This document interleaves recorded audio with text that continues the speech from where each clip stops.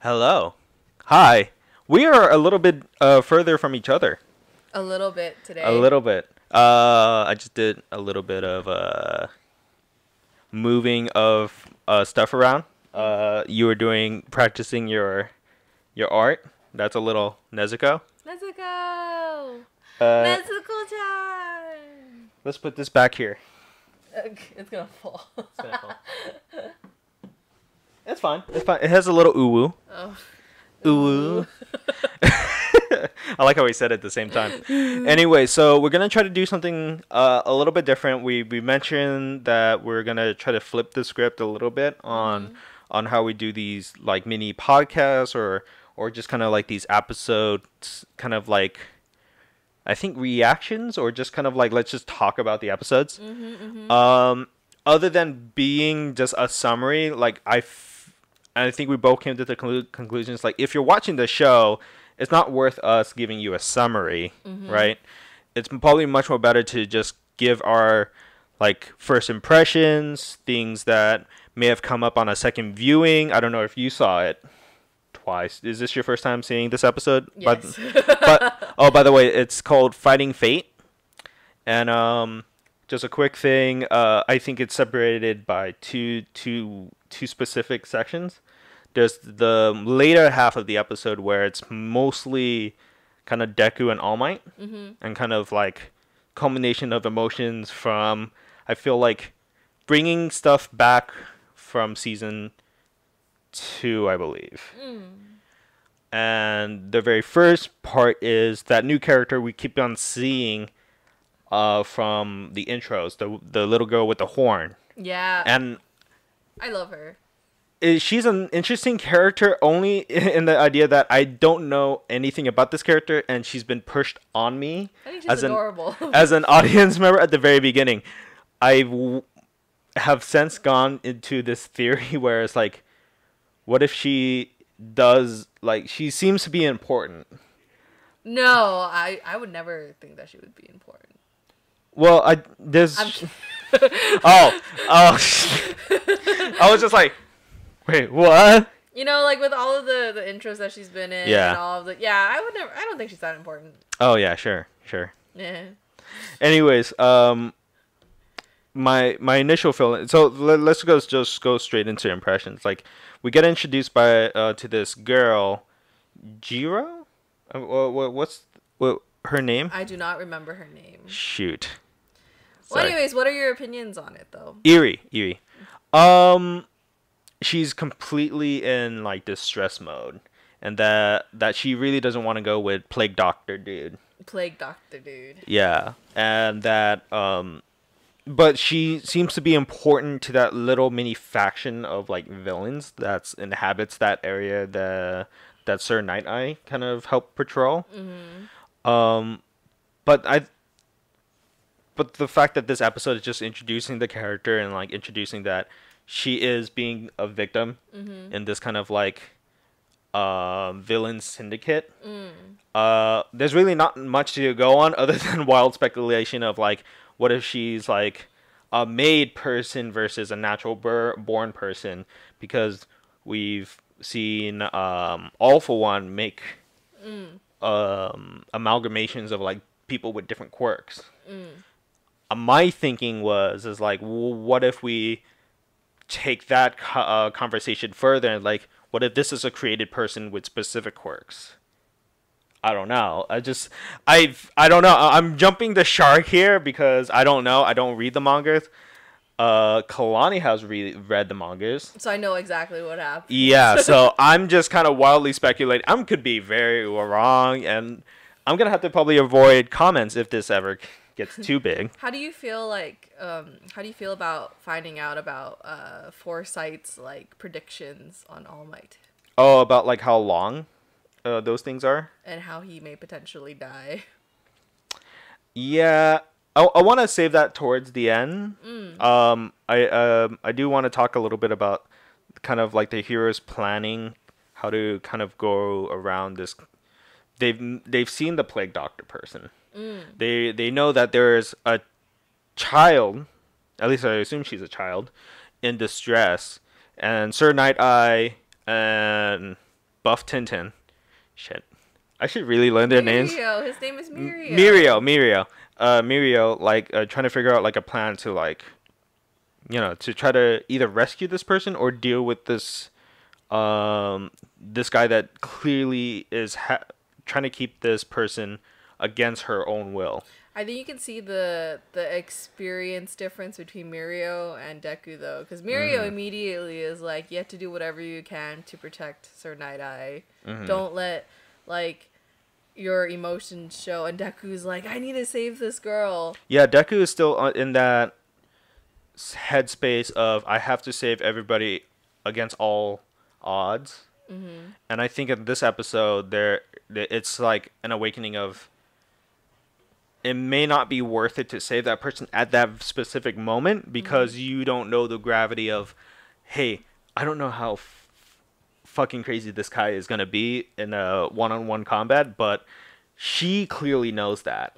And she clearly knows that even if she wants to get rescued to save these two heroes from getting murked, she needs to kind of like return back to the guy. Yeah. And I think props to her for doing that, but at the same time, like for Deku, it's like is like that opposite of what he strives as a hero to be. Right. Yeah. And I think that probably kills him on the inside, just that the thought that he can't do something at that moment. And so I think that's like the big emotion in this episode is Deku kind of dealing with that. But going off to the next thing, on the coattails of Deku's emotion on not feeling that he's adequate to the task of, being a hero and like, he wants to get things done kind of immediately. And I think it's a very kind of like child thing to think about. And I know that's a very ageist thing to think about, but he is still of that time frame where like he still has those feelings to always try to save somebody. Yeah. I mean, I think if I were in his position, I'd be probably thinking the same thing as well. But I think that's because I have a tendency to be an impulsive person in general. So given a situation like that, knowing how like dire the situation seems to be, I think I would probably be acting in the same way Deku would have. So I think I would probably be frustrated a lot. I think I would probably, and I think to some degree that's both of our personalities. We would like to help a situation, but it's trying to figure out like, this is not the time and place. He's in a very like you can sympathize with his situation, how frustrated he is as a character. So. And we've been with Deku for a long time as a character, and I feel like as an audience member, you kind of feel where Deku's coming from. But I can also understand that the little girl is literally doing them a favor by not having this plague doctor dude kill them. But I think the reason why she went back also was because she was threatened by him. Yeah. Subconsciously, consciously, I forgot what happened. She seems to be trapped by these group of villains, by the way, and it feels like there's like an underground layer to all of this. Yeah, this is just, there's more to this than meets the eye, and I know that the next episode may cover it because I feel like next episode, this is like a big heavy Deku and All Might and like those emotion episode that the next episode we're trying to get caught up with the bad guys and like other characters. But moving on to the second half of the episode, Deku is still kind of like carrying that weight with him, as I mentioned earlier. And it seems like he's a little bit distracted by it. Yeah. So he ends up kind of leaving Cementos' class to try to find All Might. And then ends up seeing the teacher that like puts people to sleep. I forgot her name. Captain Midnight? No. I think it is. No, it's not Captain Midnight. Something Miss. I know her. Yeah, it's her quirk that basically she kind of like emits like this pheromone. I don't remember. I yes, something Midnight. We're gonna get torn in the comments. Anyways, just kidding. Please don't. um, but Deku kind of meets up with her, and then one thing leads to another.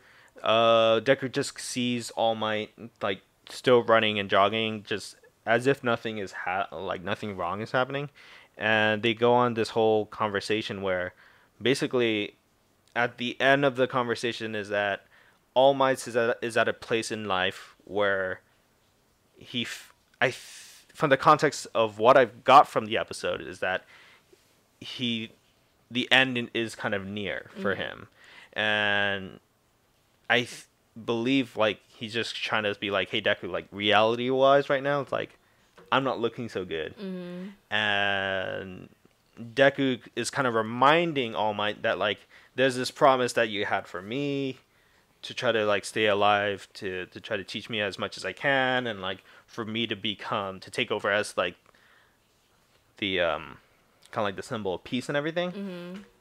It was a pretty emotional scene just to kind of get through that, because I figured there's going to be a lot of people that's are at least from like, it's from the ages of 20 on where death becomes more of a reality for people.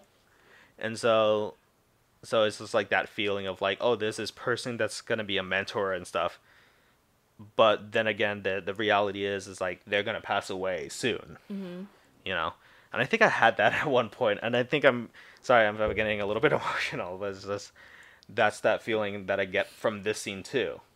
Is that you see this person like All Might getting to this end of his life, and he's doing things like trying to maintain order, and I feel like I get a sense of that's why he's trying to run and do these normal things to make sure that people is like, yeah, like, he's just fine, just not the symbol of peace anymore, you know what I mean?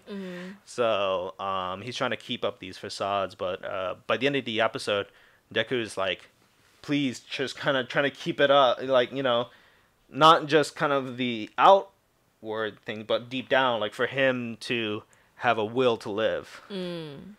That's what I got from it. Yeah. No, I think it seems like he already has kind of like a want to change fate. But obviously, Foresight has the foresight to know what happens. So I think character-wise, it's interesting that Foresight, and I mean specifically him in particular, was trying to do his best to keep All Might from hurting himself to the point of no return. Right. Whereas All Might kind of recognizes his position in power. Not power per se, but in kind of being the symbol of peace. He recognizes that by retiring, there won't be a symbol like that anymore. Yeah. There's no one All Might, which I feel like in any reality, there's not always going to be that same person with that same energy. I think in situations like that, I like to think of it as like a person builds up a legacy over time, right? Right. And then if they retire, if they pass or something like that, and you kind of look at that position, you're constantly like, I want somebody similar to be there, or like I want that person back, because any other person, you're just gonna compare it to whatever the standard is. Yeah. And so to me, it seems like if All Might is leaving that position, everybody is constantly striving to go to be the symbol of, but there is no symbol like All Might. Yeah. I wonder that's why we have "Go Beyond" as one of the catchphrases for the series. Maybe that going beyond is like, it's a way for Deku to kind of like, instead of trying to emulate just All Might, is to be his like own best hero self almost. And I feel like there is a little bit of that in this season where like I think he's being called out more as like, oh, you're a fan of All Might and things like that. And I feel like maybe the arc within this season, and it's only been 4 episodes. Like I think there was like last week there was no episode. I'm gonna wrap up soon, but we'll get there. But I think the arc this season is Deku's trying to pave his own path. Almost, you get a hint of that last season with his fight with Bakugo, and you got a sense of that. He's coming to his own, like living away from home and uh, actually dealing with living with other people other than his mom. And so I feel that this is going to be a big season on Deku's emotional level on that. Yeah. Personally, I think from what I wanted from this season, I kind of like, to me it seems like it'll go the route of like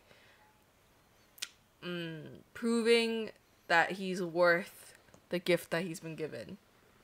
Yeah, that's true. Because right now the main two kind of like catalyst points are kind of like the opinions of Foresight and the opinions of All Might. I mean, not Foresight. What? Mr. Night Night Eye. Eye. Sorry. Yeah. Mr. Farsight, sorry.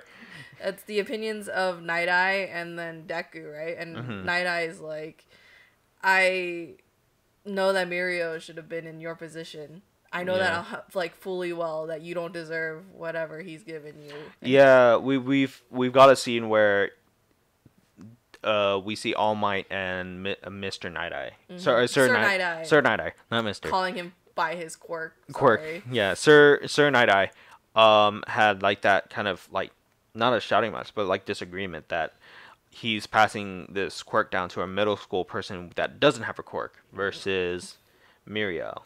And I don't know if Mirio was in the picture back then, but because he never fully expresses like, oh, I have this person already lined up or whatever. Well, what it was that, according to the episode, it was that they were set to show All Might Mirio, and then in between that time before he met Mirio, he met Deku, and then he gave the power to Deku. Yeah. Before he met Mirio. That's a callback to season 1. No, that's like right now. They just mentioned it. I know they mentioned it, but I feel like there's a lot of like flashbacks to season 1 and stuff. And I think the series itself is like being self-referential with itself and with its own content. But anyways, just to have like a quick thing, a little bit over our time that we thought we were gonna get to. But the next episode is going to be a Kirishima heavy episode. Yep. And it's going to be a heavy episode on Plague Doctor Bad Dude.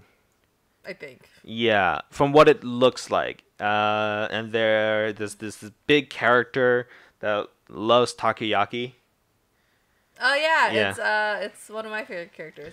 Amachiki. Yeah, so it's like a big dude. So, hoping for the best for the next episode. I think the next episode is going to be a little bit more lighter, more action heavy. We are going to have the big bad up against Plague Doctor Dude. Sorry, Shigaraki. Shigaraki is going to have a meeting there. There's like a post-credit scene a little bit. They're going to have like a little confrontation where Plague Doctor Dude is like trying to assert his dominance in this equation of like being the League of Villains, and that it's just that I'm just seeing there's a bigger world in the villain camp that I felt like we haven't really explored in the previous seasons, and I'm kind of just excited just to see all these different villain characters. Right. Because we've seen UA, we've seen the other schools, we've seen all of this. We're so wrapped up in Shigaraki and like just the League of Villains, we didn't realize that there's a bigger universe. But anyways, that's our time. Hope you enjoy a slightly shorter. I hope next time we'll get straight to our points. Yep. Be more tighter on that end. But we're also always trying to constantly improve. We're going to try to make these bigger episodes something that we could do at the end of the season as like, let's just have a big retrospective of what we thought. Was our predictions correct? What are predictions for next season? So until then, let us know what you like. Let us know what you dislike. That's also information. So please like, subscribe, do all those beautiful things. And we'll see you in the next episode. Bye. Bye.